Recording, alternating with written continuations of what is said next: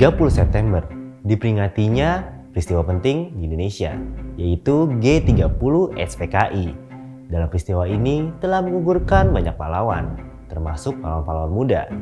Namun, tidak hanya di peristiwa G30 SPKI saja yang telah menggugurkan pahlawan muda, tapi ada juga peristiwa-peristiwa penting di Indonesia yang telah menggugurkan pahlawan-pahlawan muda di Indonesia. Siapa saja mereka? Ini dia katanya.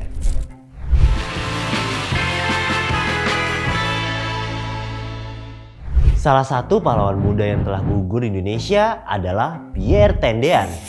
Lahir pada tanggal 21 Februari 1939 dan wafat di usia 26 tahun.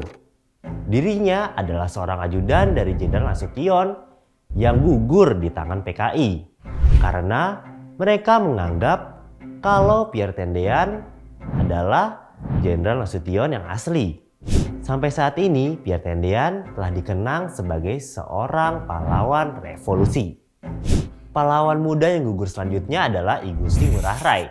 Lahir pada tanggal 30 Januari 1917 di Bali dan wafat pada usia 29 tahun. I Gusti Ngurah Rai dan rekannya berani menyerang pasukan Belanda di Tabanan hingga membuat pasukan Belanda menyerah. Akibatnya, pasukan Belanda lakukan aksi balas dendam pada pasukan I Gusti Ngurah Rai sehingga membuat pasukannya terdesak dan gugur. Selanjutnya ada Robert Walter Munisidi yang lahir pada tanggal 14 Februari 1925 di Manado yang wafat pada umur 24 tahun.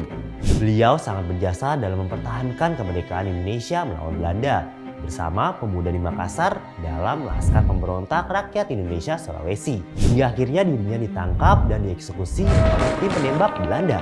Selanjutnya ada Era Kartini yang lahir pada tanggal 21 April 1879 di Jepara dan wafat pada usia 25 tahun.